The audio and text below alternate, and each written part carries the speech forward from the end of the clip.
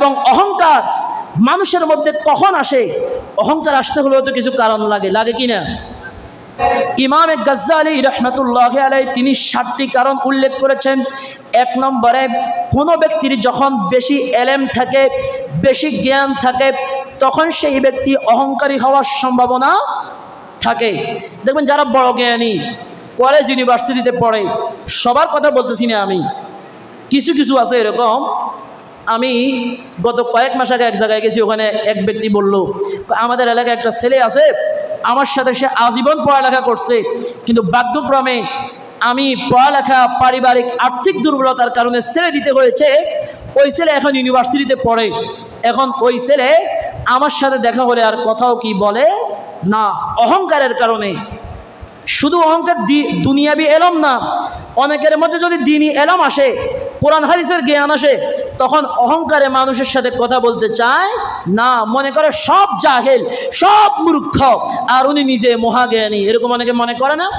অনেকে আছে এলেম শিক্ষা করার পরে, আল্লাহ নবী বলেছে সালাম দাও মানুষকে, হাদিসে পাকের মধ্যে সালামের, ইনশাআল্লাহ আমি একদিন এই বিষয়ে আলোচনা করব, আপনারা তখন শুনতে পারবেন। সালামের উপরে হাদিসে পাকের মধ্যে অনেক ফজিলতের কথা বর্ণনা হয়েছে, কিন্তু অনেক মসজিদের ইমাম সাহেব, খতিব সাহেব, অনেক মাদ্রাসার প্রিন্সিপাল, মুফতি, মুহাদ্দিস, মুহতামিম, তারা মানুষকে দেখলে কখনো সালাম দেয় না। উনি আশা করি বসে থাকে যে উনি তো আমার মুসল্লি, আমার মাদ্রাসার ছাত্রের বাবা, আমার মাদ্রাসার ছাত্র, আমার থেকে বয়সে ছোট, আসলে আমাকে সালাম দিবে আর আমি ওয়ালাইকুম আসসালাম বলবো, এরকম অনেকে আছে না? এটাও অহংকার।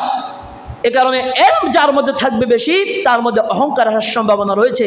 এজন্য এলম 2 প্রকার হতে পারে, জ্ঞান 2 প্রকার, একটা হচ্ছে উপকারী আর একটা হচ্ছে অপকারী। এজন্য আল্লাহর দরবারে যখন দোয়া করবেন, শুধু রব্বি জিদনি ইলমা এই দোয়া করবেন না, দোয়া করতে আল্লাহকে বলবেন আল্লাহুম্মা রব্বি জিদনি ইলমান নাফিয়ান, হে আল্লাহ আপনি আমাকে ইলমে নাফে, ওই ইলম দান করেন যেই ইলম উপকারী, যেই ইলম গ্রহণ করলে আমার নিজের উপকার হবে, সমাজের উপকার হবে, দেশের উপকার হবে, সেই ইলম আপনি আমাদের প্রত্যেককে দান করেন। সকলে বলুন আমিন। 2 নম্বর হচ্ছে ইবাদত এবং আমল। নামাজ বেশি পড়লে, 2 দিন তাহাজ্জুদ পড়লে, তাসবিহ তাহলিল পড়লে, মনে মনে একটা চিন্তা এসে যায়, আরে আমি তো এত তাসবিহ পড়ছি, মনে হচ্ছে আমার চাইতে বড় বুজুর্গ এই এলাকাতে আর নাই, এরকম অনেকে মনে করে কিনা? বলে যে ওই লোক নামাজ পড়ে না, ওই লোকে খারাপ আড্ডা দেয়, ওই লোকের এই সমস্যা, বিভিন্ন লোকের সমস্যা দেখায়, আর উনি নিজেকে ইবাদত করার মাধ্যমে অহংকারী হয়ে গিয়ে নিজেকে নিজে অনেক বড় মনে করে, এরকম অনেকে করে কিনা? 3 নম্বরে হচ্ছে আপনার বংশের কারণে মানুষ আপনার অহংকার করে থাকে। আমি কথা শেষ করে দিচ্ছি যেহেতু সময় একবারে সংক্ষিপ্ত। 4 নম্বরে সৌন্দর্যের কারণে, চেহারা যদি ফকফকে একেবারে সাদা হয়ে যায় আর যদি দেহের গঠন যদি সুন্দর হয়, তখন মানুষ অহংকার করে, অন্য মানুষকে নিয়ে ঠাট্টা করে, মস্কারি করে। এর পরবর্তীতে সম্পর্কের কারণে, বড় কোনো দিকে যদি মানুষের সম্পর্ক থাকে, তখন মানুষের উপরে আপনার অহংকার করে মানুষের সাথে। 6 নম্বরে শক্তি এবং সামর্থ্যের কারণে মানুষের কাছে অহংকার করে, মানুষকে অবজ্ঞা করে, অহংকার নিয়ে চলাফেরা করে। এবং 7 নম্বরে যাদের শরীরের শক্তি বেশি, এরাও অহংকার করে চলাফেরা করে সমাজের মধ্যে। কথা বলেন ঠিক কিনা? আল্লাহ পাক আমাদের সকলকে অহংকার থেকে দূরে থাকার তৌফিক দান করুক। সকলে বলুন আমিন। কারণ অহংকারই হচ্ছে পতনের মূল। আলহামদুলিল্লাহি রাব্বিল আলামিন والعاقبة للمتقين والصلاة والسلام على رسوله محمد وآله وأصحابه أجمعين। সকলে আমার সাথে জবান খুলে বলুন আউযু বিল্লাহি মিনাশ শাইতানির রাজীম। বিসমিল্লাহির রহমানির রহিম।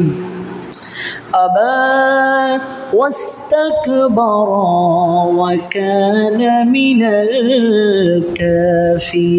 الكافرين إن الله وملائكته يصلون على النبي نبي يا أيها الذين آمنوا صلوا عليه وسلموا تسليما اللهم صل على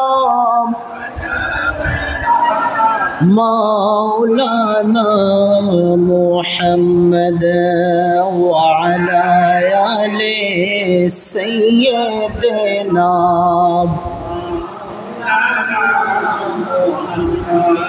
যেখানে থাকো যেথায় থাকো আমার নবীর দরুদ ভুইলো না নবীজির দরুদ না বলিলে নবীও তোমাদের ভুলবে না আল্লাহুম্মা সাল্লি আলা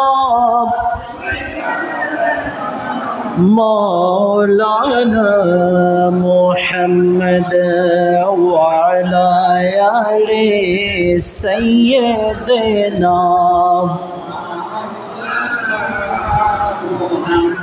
উড়িয়া যাও রে বাংলার হাওয়া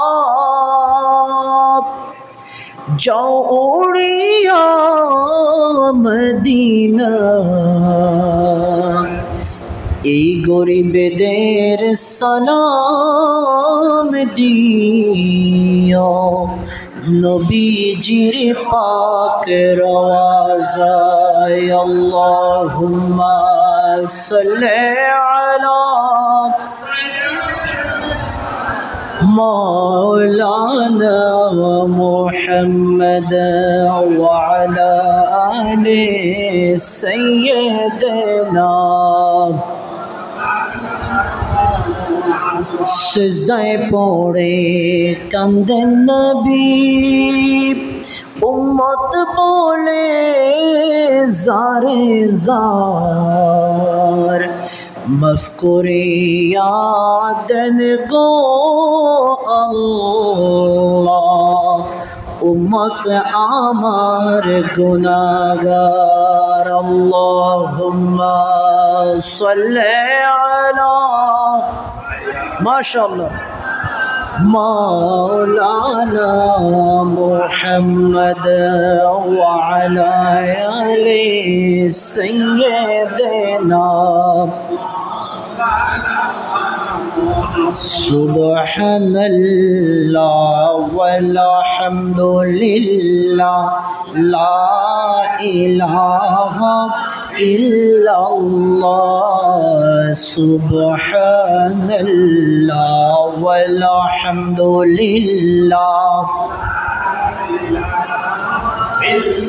জোরে লা ইলাহা ইল্লাল্লাহু লা ইলাহা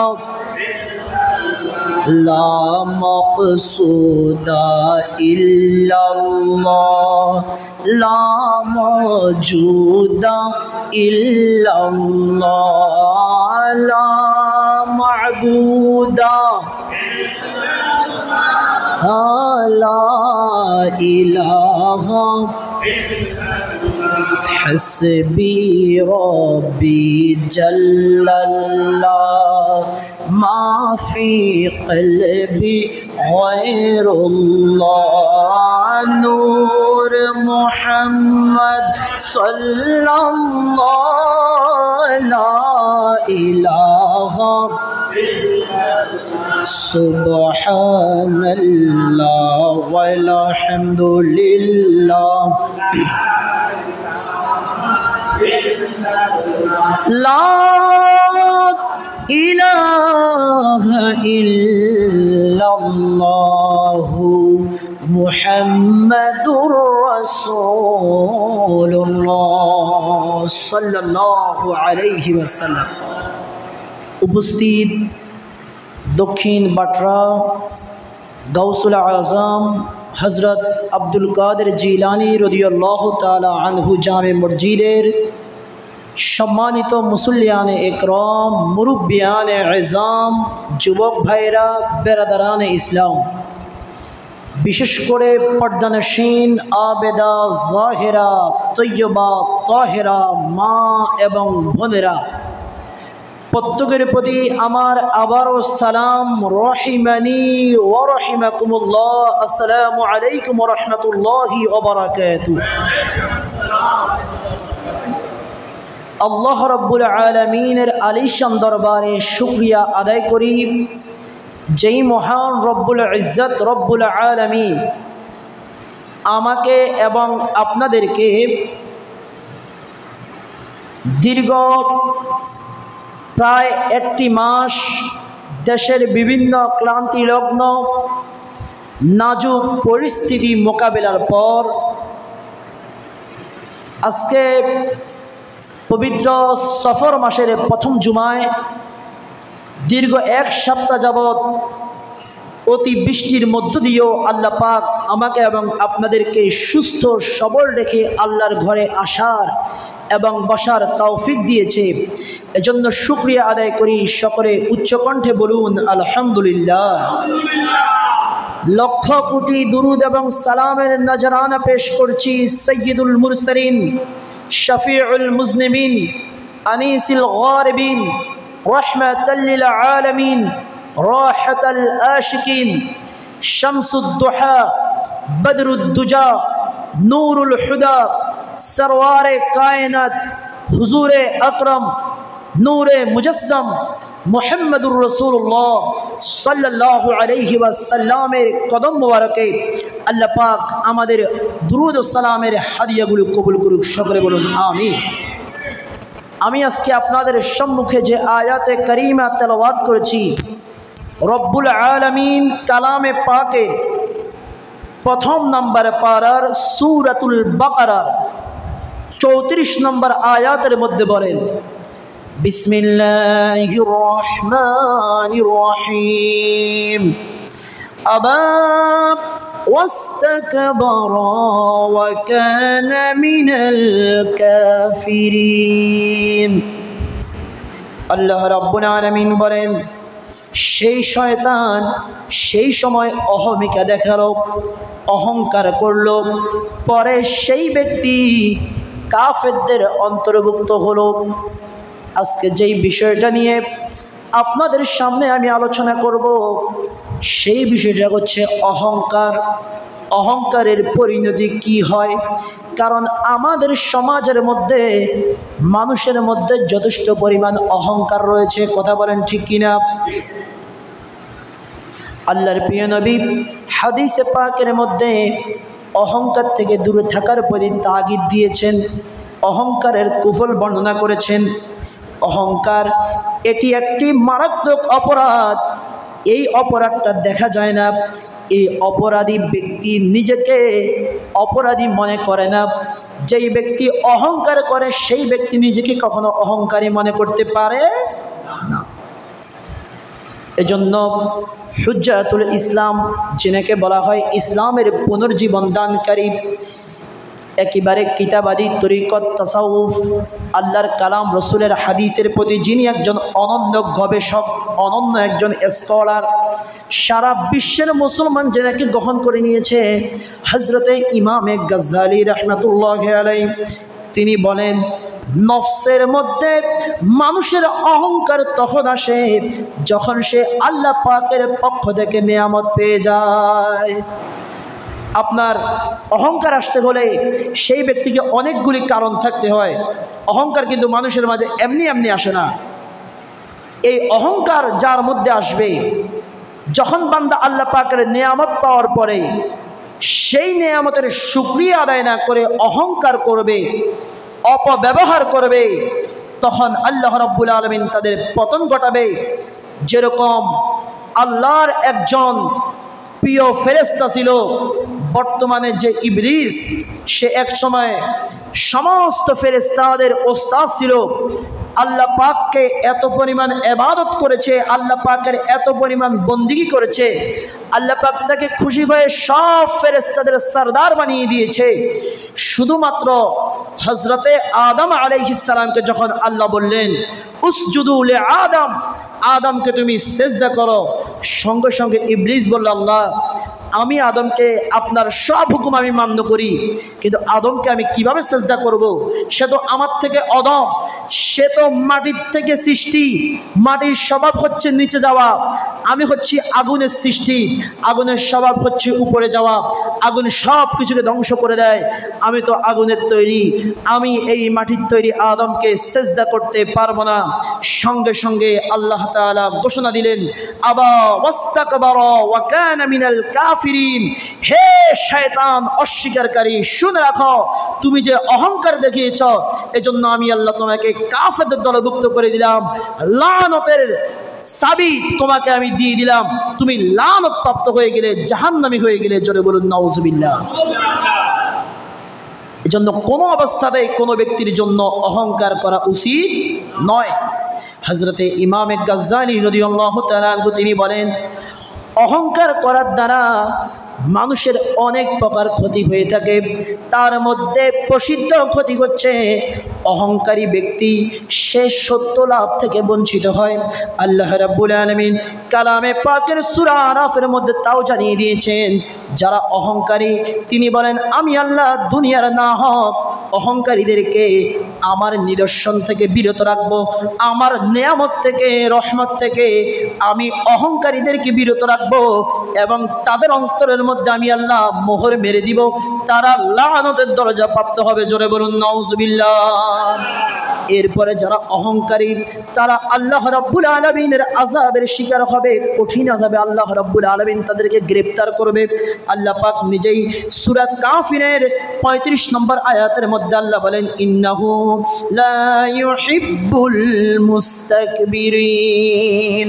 আল্লাহ রাব্বুল আলামিন বলে নিঃসন্দেহে আমি আল্লাহ রাব্বুল আলামিন অহংকারীকে পছন্দ করি না, তাদেরকে আমি আল্লাহ আযাব দিব। হযরতে মূসা আলাইহিস সালাম আরজ করলেন ও রব্বুল আলামিন আপনি দুনিয়ার কোন লোকদের প্রতি সবচাইতে বেশি ক্ষিপ্ত, কাদের প্রতি আপনি সবচাইতে বেশি অসন্তুষ্ট? আল্লাহ রাব্বুল আলামিন বলছে ও মূসা শুনে রাখো যেই সমস্ত ব্যক্তি আমার দুনিয়ার মধ্যে গিয়ে আমার নেয়ামতের শুকরিয়া আদায় না করে, তাদেরকে আমি আল্লাহ কোনো কিছু দান করার পরে ওই দান নিয়ে যারা অহংকার করে আমি আল্লাহ রাব্বুল আলামিন তাদের উপরে সবচাইতে বেশি অসন্তুষ্ট। জোরে বলুন নাউজুবিল্লাহ। এবং অহংকারী ব্যক্তি তৃতীয়ত আরেকটি ক্ষতি হচ্ছে সেই ব্যক্তি দুনিয়া এবং আখিরাতের মধ্যে লাঞ্ছিত হবে, অপমানিত হবে। তাকে আল্লাহ রাব্বুল আলামিন দুনিয়ার মধ্যে তার চাওয়ার বিপরীত দান করবেন। অহংকারী ব্যক্তির প্রতি আল্লাহ রাব্বুল আলামিন সমাজের প্রত্যেক মানুষের অন্তরের মধ্যে ঘৃণা জমিয়ে দিবেন। জোরে বলুন নাউজুবিল্লাহ। এবং 4 নাম্বার ক্ষতি হচ্ছে যারা অহংকার করবে আল্লাহ রাব্বুল আলামিন তাদেরকে নিশ্চিতভাবে জাহান্নামে প্রবেশ করাবেন। জোরে বলুন নাউজুবিল্লাহ।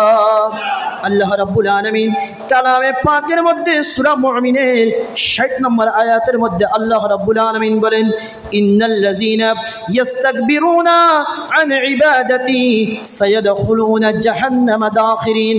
আল্লাহ রাব্বুল আলামিন বলে যারা আমার ইবাদত না করে, আমার শুকরিয়া আমার প্রশংসা গুণগান না গিয়ে অহংকার করবে, অহংকারের উপর প্রতিষ্ঠিত থাকবে, অচিরেই আমি আল্লাহ রাব্বুল আলামিন তাদেরকে লাঞ্ছিত করব, অপমানিত করব, অপদস্থ করব এবং কি তাদেরকে আমি আল্লাহ রাব্বুল আলামিন জাহান্নামের মধ্যে প্রবেশ করাবো। জোরে বলুন নাউজুবিল্লাহ। আল্লাহর প্রিয় নবী সাল্লাল্লাহু আলাইহি ওয়াসাল্লাম হাদিসে পাকের মধ্যে আরো অনেকগুলি অহংকারীর শাস্তি সম্পর্কে বলেছেন। এর মধ্যে অহংকারী দুনিয়ার মধ্যে 5টি শাস্তি অহংকারীর জন্য অবধারিত। 1 নম্বরে আমি যে একটু আগে বললাম অহংকারী ব্যক্তির জন্য আল্লাহ রাব্বুল আলামিন সমাজের মানুষের অন্তরের মধ্যে ঘৃণা পয়দা করে দিবেন। অনেক ব্যক্তি রয়েছে যারা নিজেদেরকে টাকা পয়সার কারণে, সম্পদের কারণে, অনেক কিছুর কারণে অহংকার করে, এই সমস্ত ব্যক্তিদেরকে আল্লাহ রাব্বুল আলামিন মানুষের চোখের মধ্যে সর্বদা ঘৃণার পাত্র বানিয়ে দেয়। জোরে বলুন নাউজুবিল্লাহ। এবং 2 নম্বরে হচ্ছে যারা অহংকারী ব্যক্তি, এরা যখন কোনো মানুষকে উপদেশ করবে, মানুষ এদের উপদেশ এক সময় কারণে অকারণে গ্রহণ করবে, কিন্তু দেখা যাবে এমন একটা সময় এসে যাবে এই অহংকারী ব্যক্তিকে সবাই মিলে প্রতিরোধ করে তুলবে, তার কথা তখন কোনো মানুষ শুনবে না, সবাই শুধু তার কথায় কাজে এবং তার সকল কথার বিরোধিতা করবে। জোরে বলুন নাউজুবিল্লাহ।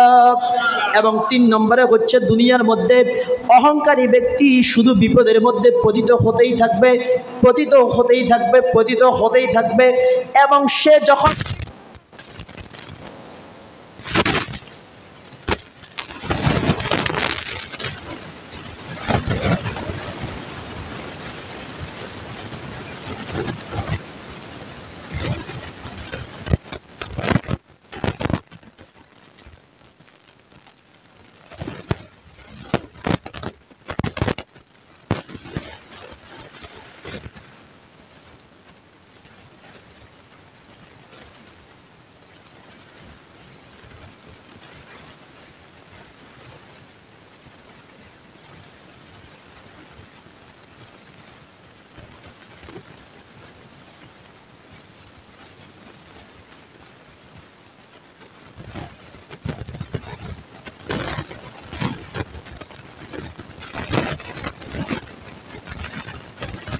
বাম হাতে খানা খাচ্ছে, কিন্তু আমার নবীর নির্দেশ, আমার নবীর সুন্নাহ হচ্ছে ডান হাতে খাওয়া। কথা বলেন ঠিক কিনা? কিন্তু দেখবেন সমাজের অনেকে আছে, অনেক বিশেষ করে এটা গরিব যারা যারা সমাজের অসহায় ব্যক্তি, এরা কিন্তু এটা বিশেষ করে করে না। বড় বড় নেতা, বড় বড় কোটিপতি, সমাজের বড় বড় ব্যক্তি, বিচারপতি, ওনারা দেখবেন বাম হাতে খায়, চা খায় বাম হাতে, বিস্কিট খায় বাম হাতে, বিভিন্ন খাওয়া বাম হাতে খায়, শুধু বাটটা ডান হাতে খায়। তো বাইরে তুমি সব যাতে বাম হাতে খাও, ভাত খাওয়ার সময় বাম হাতে খাও না, তোমাকে কে নিষেধ করছে? কথা বলেন ঠিক কিনা? শুধু ভাত খাওয়ার সময় ডান হাতে খায়, আর এমনি শুকনা খাবার বাম হাতে খায়, অহংকার বশত। যদি আপনি নিষেধ করেন, বলবে এই বেটা খবরদার, তোর সমস্যা কি? ডান হাতও আল্লাহ দিছে, বাম হাতও আল্লাহ দিছে, আমার যেই হাতে মন চায় আমি সেই হাতে খাবো, এরকম অনেকে আছে না? তো নবীর দরবারে নবী নির্দেশ দিলেন সবাই ডান হাতে খাও, সবাই ডান হাতে খাচ্ছে। এক ব্যক্তি ফাইজলামি বশত, অহংকার বশত, টাকা পয়সার কারণে, ক্ষমতার কারণে, গৌরবের কারণে সে ব্যক্তি বাম হাতে খাচ্ছে নবীর দরবারে। আল্লাহ নবী বলছে তুমি ডান হাতে খাচ্ছ না কেন? বলে হুজুর আমি তো ডান হাতে খেতে পারি না। আল্লাহ নবী বলে ঠিক আছে, যেন সেটাই হয়, তুমি যাতে আর কখনো ডান হাতে খেতে না পারো, পরবর্তীতে সেই লোক মৃত্যুর আগ পর্যন্ত আর কখনো ডান হাতে খাবার গ্রহণ করতে পারেনি, এমনকি শত চেষ্টা করো তার ডান হাতকে কখনো মুখের সামনে নিতে পারেনি। জোরে বলুন নাউজুবিল্লাহ। কিন্তু আল্লাহ পাক তো তাকে ডান হাত বাম হাত দোনো হাতের নিয়ামত দিয়েছে। আমি চাইলে আমার হাতকে যে কোনো জায়গায় নিতে পারতেছি কিনা, কিন্তু তাকে আল্লাহ পাক এই নিয়ামতটা ছিনিয়ে নিয়ে গেছে। এরকম করে যারা অহংকারী থাকবে দুনিয়ার মধ্যে 5 নম্বর শাস্তি তাদেরকে আল্লাহ রাব্বুল আলামিন বলেন তাদেরকে জমি ধ্বংস করে দিবে এবং তাদেরকে আযাব দেওয়া হবে জমিনের মধ্যে কঠিন আকারে। হযরতে সাইয়্যিদুনা আবু হুরায়রা রাদিয়াল্লাহু তাআলা হতে বর্ণিত, তিনি বলেন আল্লাহর প্রিয় নবী দু জাহানের বাদশা মুহাম্মদুর রাসূলুল্লাহ সাল্লাল্লাহু আলাইহি ওয়াসাল্লাম একদিন সাহাবায়ে কেরামকে বললেন, ও আমার সাহাবীরা শুনে রাখো, বনি ইসরাইলের যুগে কিংবা তোমাদের পরবর্তী যুগের মধ্যে এমন একজন ব্যক্তি ছিল যেই ব্যক্তি অহংকার করত, অহংকার বশত সুন্দর সুন্দর জামা কাপড় পরে ওই জামা কাপড়ের দ্বারা সে অহংকার প্রকাশ করলো এবং প্রকাশ করে তার চুলগুলোকে কাঁধ পর্যন্ত রেখে অহংকার বশত সে আল্লাহর নিয়ামত অস্বীকার করে রাস্তা দিয়ে হাঁটতে লাগলো। হঠাৎ আল্লাহ রাব্বুল আলামিনের নির্দেশে জমিনটা 2 ভাগ হয়ে গেল এবং ওই অহংকারী ব্যক্তিকে জমিনের মধ্যে আল্লাহ রাব্বুল আলামিন ঢুকিয়ে নিলেন। কিয়ামত পর্যন্ত সেই অহংকারী ব্যক্তি ওই জমিনের মধ্যে শাস্তি ভোগ করতে থাকবে, একবার এই দিকে আবার ওই দিকে দৌড়াদৌড়ি করতে থাকবে, ঘোরাঘুরি করবে। জোরে বলুন নাউজুবিল্লাহ। এইরকম আরো বহু শাস্তি, সব শাস্তির কথা তো আর বলা সম্ভব নয়। ইমাম গাজ্জালী রাদিয়াল্লাহু তাআলা 5টি ভয়ঙ্কর শাস্তির কথা উল্লেখ করেছেন। একের ভিতরে সব আছে না, দেখবেন ক্লাস 2, 3 এর গাইড, বেশিরভাগ গাইডের মধ্যে লেখা থাকে একের ভিতর সব। মানে একের ভিতর সব, এগুলোর ভিতর থেকে অনেক ব্যাখ্যা বিশ্লেষণ। তো যা হোক, এবার আসেন অহংকারী যারা যারা অহংকার করবে তাদের পরকালের শাস্তি কি? 1 নম্বর শাস্তি হচ্ছে অহংকার ব্যক্তি পরকালে ধ্বংসপ্রাপ্ত হবে। অহংকার ব্যক্তি ধ্বংসাত্মক অবস্থায় পরকালে উঠবে এবং তার সাথে যে সমস্ত লোকদেরকে আল্লাহ ধ্বংসের কাতারে রেখেছেন, বিভিন্ন কারণে অকারণে জুলুম অত্যাচারের কারণে ধ্বংস হয়ে গেছে, সেই সমস্ত লোকদের কাতারে অহংকারী ব্যক্তি হাসরের ময়দানে উঠবে। জোরে বলুন নাউজুবিল্লাহ। এবং 2 নম্বরে কিয়ামতের ময়দানে সবচেয়ে বেশি ঘৃণিত হবে। আল্লাহর প্রিয় নবী হাদিসে পাকের মধ্যে বলেন, কিয়ামতের ময়দানে যারা দুনিয়ার মধ্যে অহংকার করত, ওই সমস্ত ব্যক্তিরা কিয়ামতের ময়দানে মানুষের আকৃতিতে, মানুষ চেহারা চুরুত নাক কান চোখ সবকিছু থাকবে মানুষের, কিন্তু তারা ছোট ছোট পিপিলিকার মতো কিয়ামতের ময়দানে উঠবে এবং কিয়ামতের ময়দানে লক্ষ লক্ষ কোটি কোটি মানুষ ওই সমস্ত মানুষদেরকে ঘৃণা করবে এবং তাদেরকে দেখে দেখে তাদেরকে তিরস্কার করবে, ঠাট্টা করবে, মশকারি করবে। জোরে বলুন নাউজুবিল্লাহ। এবং 3 নম্বর শাস্তি হচ্ছে আল্লাহ রাব্বুল আলামিন তাদের প্রতি ক্ষুব্ধ থাকবেন। আল্লাহ রাব্বুল আলামিনের প্যারা নবী বলেন, সাহাবা একরাম প্রশ্ন করলো, ইয়া রাসূলুল্লাহ, ইয়া হাবিবাল্লাহ, আল্লাহ রাব্বুল আলামিন কার উপরে সবচাইতে বেশি রাগান্বিত থাকবে? আল্লাহর নবী বলে, যারা দুনিয়ার মধ্যে অহংকার নিয়ে চলাফেরা করে, অহংকার নিয়ে মানুষের সাথে কথা বলে, অহংকার করে করে দুনিয়ার মধ্যে যারা জীবন পার করে, ওই সমস্ত ব্যক্তিদের উপরে কিয়ামতের ময়দানে আল্লাহ রাব্বুল আলামিন সবচেয়ে বেশি ক্ষুব্ধ থাকবেন। কারণ অহংকার আল্লাহ পাকের চাদর, আল্লাহর ইজ্জতের চাদর। এ কারণে কোনো ব্যক্তি যদি অহংকার করে, সেই ব্যক্তিকে আল্লাহ রাব্বুল আলামিন হাসরের মাঠে রাগান্বিত অবস্থায় তার সামনে নিবে। জোরে বলুন নাউজুবিল্লাহ। আল্লাহ পাক যদি হাসরের ময়দানে কারো প্রতি রহমান না হয়, রহিম না হয়, তাহলে তার অবস্থা কি হবে? কাহার যদি আল্লাহ পাক হয়ে যায়, সেই ব্যক্তির আর কোনো বাঁচার উপায় থাকবে না। 4 নম্বরে সেই ব্যক্তিকে কিয়ামতের ময়দানে কঠিনভাবে অপমান অপদস্থ করা হবে। 5 নম্বরে সেই ব্যক্তি হাসরের ময়দানে তার জন্য জাহান্নামের ফয়সালা হবে, সেই ব্যক্তি জান্নাতে প্রবেশ করতে পারবে না। আল্লাহর প্রিয় নবী দু জাহানের বাদশা মুহাম্মদুর রাসূলুল্লাহ সাল্লাল্লাহু আলাইহি ওয়াসাল্লাম মিশকাতুল মাসাবির হাদিসের মধ্যে বলেন, লা ইয়াদখুলুল জান্নাতা, ওই সমস্ত ব্যক্তিরা কখনো জান্নাতে প্রবেশ করতে পারবে না।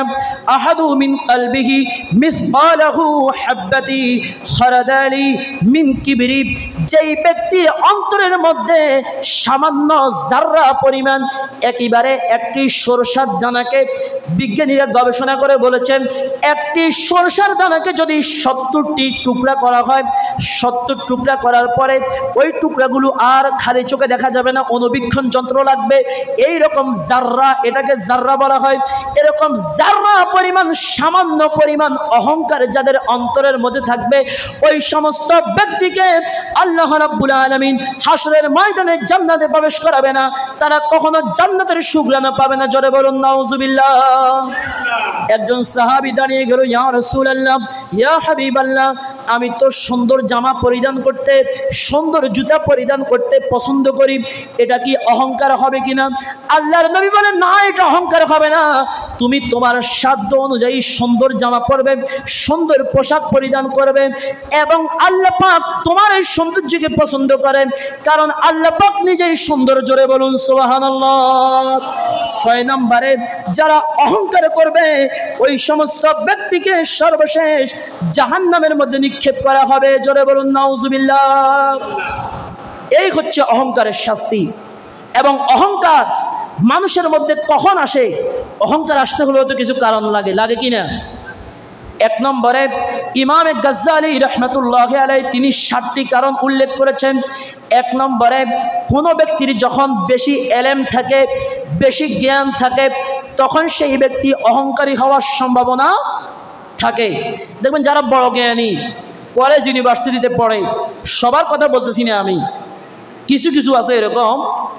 আমি গত কয়েক মাস আগে এক জায়গায় গেছি, ওখানে এক ব্যক্তি বলল, আমাদের এলাকায় একটা ছেলে আছে, আমার সাথে সে আজীবন পড়ালেখা করছে, কিন্তু ভাগ্যক্রমে আমি পড়ালেখা পারিবারিক আর্থিক দুর্বলতার কারণে ছেড়ে দিতে হয়েছে। ওই ছেলে এখন ইউনিভার্সিটিতে পড়ে। এখন ওই ছেলে আমার সাথে দেখা হলে আর কথাও কি বলে না, অহংকারের কারণে। শুধু অহংকার দুনিয়াবি এলম না, অনেকের মধ্যে যদি দিনই এলম আসে, কোরআন হাদিসের জ্ঞান আসে, তখন অহংকারে মানুষের সাথে কথা বলতে চায় না, মনে করে সব জাহেল, সব মূর্খ, আর উনি নিজে মহাজ্ঞানী, এরকম অনেকে মনে করে না? অনেকে আছে এলেম শিক্ষা করার পরে, আল্লাহ নবী বলেছে সালাম দাও মানুষকে, হাদিসে পাকের মধ্যে সালামের, ইনশাআল্লাহ আমি একদিন এই বিষয়ে আলোচনা করব, আপনারা তখন শুনতে পারবেন। সালামের উপরে হাদিসে পাকের মধ্যে অনেক ফজিলতের কথা বর্ণনা হয়েছে, কিন্তু অনেক মসজিদের ইমাম সাহেব, খতিব সাহেব, অনেক মাদ্রাসার প্রিন্সিপাল, মুফতি, মুহাদ্দিস, মুহতামিম, তারা মানুষকে দেখলে কখনো সালাম দেয় না। উনি আশা করি বসে থাকে যে উনি তো আমার মুসল্লি, আমার মাদ্রাসার ছাত্রের বাবা, আমার মাদ্রাসার ছাত্র, আমার থেকে বয়সে ছোট, আসলে আমাকে সালাম দিবে আর আমি ওয়ালাইকুম আসসালাম বলবো, এরকম অনেকে আছে না? এটাও অহংকার। এ কারণে এলম যার মধ্যে থাকবে বেশি, তার মধ্যে অহংকার আসার সম্ভাবনা রয়েছে। এজন্য এলম দুই প্রকার হতে পারে, জ্ঞান দুই প্রকার, একটা হচ্ছে উপকারী আর একটা হচ্ছে অপকারী। এজন্য আল্লাহর দরবারে যখন দোয়া করবেন, শুধু রব্বি জিদনি ইলমা এই দোয়া করবেন না, দোয়া করতে আল্লাহকে বলবেন আল্লাহুম্মা রব্বি জিদনি ইলমান নাফিয়ান, হে আল্লাহ আপনি আমাকে ইলমে নাফে, ওই ইলম দান করেন যেই ইলম উপকারী, যেই ইলম গ্রহণ করলে আমার নিজের উপকার হবে, সমাজের উপকার হবে, দেশের উপকার হবে, সেই ইলম আপনি আমাদের প্রত্যেককে দান করেন। সকলে বলুন আমিন। দুই নম্বর হচ্ছে ইবাদত এবং আমল। নামাজ বেশি পড়লে, 2-4 দিন তাহাজ্জুদ পড়লে, তাসবিহ তাহলিল পড়লে মনে মনে একটা চিন্তা এসে যায়, আরে আমি তো এত তাসবিহ পড়ছি, মনে হচ্ছে আমার চাইতে বড় বুজুর্গ এই এলাকাতে আর নাই, এরকম অনেকে মনে করে কিনা? বলে যে ওই লোক নামাজ পড়ে না, ওই লোকে খারাপ আড্ডা দেয়, ওই লোকের এই সমস্যা, বিভিন্ন লোকের সমস্যা দেখায়, আর উনি নিজেকে ইবাদত করার মাধ্যমে অহংকারী হয়ে গিয়ে নিজেকে নিজে অনেক বড় মনে করে, এরকম অনেকে করে কিনা? 3 নম্বরে হচ্ছে আপনার বংশের কারণে মানুষ আপনার অহংকার করে থাকে। আমি কথা শেষ করে দিচ্ছি যেহেতু সময় একবারে সংক্ষিপ্ত। 4 নম্বরে সৌন্দর্যের কারণে, চেহারা যদি ফকফকে একেবারে সাদা হয়ে যায় আর যদি দেহের গঠন যদি সুন্দর হয়, তখন মানুষ অহংকার করে, অন্য মানুষকে নিয়ে ঠাট্টা করে, মস্কারি করে। এর পরবর্তীতে সম্পর্কের কারণে, বড় কোনো দিকে যদি মানুষের সম্পর্ক থাকে, তখন মানুষের উপরে আপনার অহংকার করে মানুষের সাথে। 6 নম্বরে শক্তি এবং সামর্থ্যের কারণে মানুষের কাছে অহংকার করে, মানুষকে অবজ্ঞা করে, অহংকার নিয়ে চলাফেরা করে। এবং 7 নম্বরে যাদের শরীরের শক্তি বেশি, এরাও অহংকার করে চলাফেরা করে সমাজের মধ্যে। কথা বলেন ঠিক কিনা? আল্লাহ পাক আমাদের সকলকে অহংকার থেকে দূরে থাকার তৌফিক দান করুক। সকলে বলুন আমিন। কারণ অহংকারই হচ্ছে পতনের মূল। এবং সর্বশেষ আমি একটি কথা আপনাদের সকলের কাছে বিনয়ের সাথে আহ্বান করব, সেটা হচ্ছে আপনারা সকলে অবগত রয়েছেন গত 5ই মার্চ বাংলাদেশে যে ঘটনাটি ঘটেছে, আপনারা সকলে এই বিষয় নিয়ে অবগত রয়েছেন। এখন আমাদের উচিত হচ্ছে, কারণ রাসূল করিম সাল্লাল্লাহু আলাইহি ওয়াসাল্লামের আদর্শ আল্লাহ পাক বলেছেন ইন্নাকা লাআলা খুলুকিন আযীম, আমার নবীর আদর্শ হচ্ছে উত্তম আদর্শ, সেই আদর্শ গ্রহণ করতে হবে। মক্কা থেকে রসুলকে নির্যাতন নিপীড়ন করে যখন মদিনায় মুনাওয়ারায় পাঠিয়ে দেওয়া হলো, রসুল যখন হিজরির 8ম হিজরিতে 20 রমজান সোমবার দিনে মক্কাতুল মুকাররমাকে স্বাধীন করে দিলেন, তিনি সকলকে সাধারণ ক্ষমা ঘোষণা করলেন এবং যারা যারা তওবা করেছে প্রত্যেককে ক্ষমা ঘোষণা করলেন, প্রত্যেকের নিরাপত্তা নিশ্চিত করেছেন। এজন্য কোনো ব্যক্তি যদি আপনার উপর জুলুম করে, আমি আপনাদেরকে অনুরোধ করব, আপনি তার উপর যদি তার প্রতিশোধ নেন, এটা হবে ইনসাফ মোতাবেক, যদি নেন ইনসাফ হবে, সেটা জায়েজ হবে। মাত্রা অতিরিক্ত করে ফেললে সেটা জুলুম হয়ে যাবে, আপনি নিজেও জালিমের কাতারে দাঁড়াতে হবে। আর যদি আপনি তার উপরে ইহসান করেন, তার উপরে দয়া দেখান, তাকে যদি আপনি ক্ষমা করে দেন, তাহলে আল্লাহ রাব্বুল আলামিন আপনাদেরকে ক্ষমা করে দিবে। এজন্য কেউ হানাহানি, মারামারি এগুলোর থেকে সর্বাবস্থায় দেখবেন দূরে থাকার জন্য আল্লাহ পাক আমাদের সকলকে সুন্দর সোনার বাংলাদেশ গড়ার তৌফিক দান করুক। সকলে বলুন আমিন। এবং সকল ছাত্র ভাইদেরকে আল্লাহ রাব্বুল আলামিন শহীদের উচ্চ মর্যাদা দান করুক। সকলে বলুন আমিন।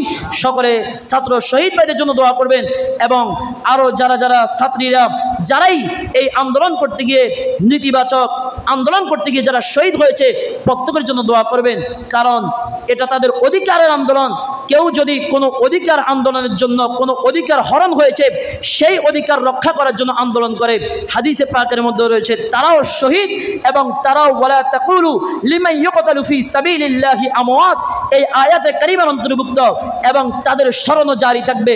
যারা শহীদ হয়েছে আপনারা দেখেছেন দেশে বিদেশে আন্তর্জাতিক বিশ্বসব সবাই তাদেরকে স্মরণ করছে, তাদের জন্য দোয়া করছে। আপনারাও গত জুমায়, এর আগের জুমায় এবং শুরু হওয়ার পর থেকে আপনারাও নামাজের পরে পরে দোয়া করেছেন। আপনাদের সকলকে ধন্যবাদ জানাচ্ছি এবং সবাই সুন্দরভাবে চলাফেরা করবেন, সাম্প্রদায়িক সম্প্রীতি বজায় রাখবেন, এই আশাবাদ ব্যক্ত রেখে সকলের সুস্বাস্থ্য কামনা করে এখানে আজকের আলোচনা শেষ করছি। আসসালামু আলাইকুম ওয়া রাহমাতুল্লাহি ওয়া বারাকাতুহু।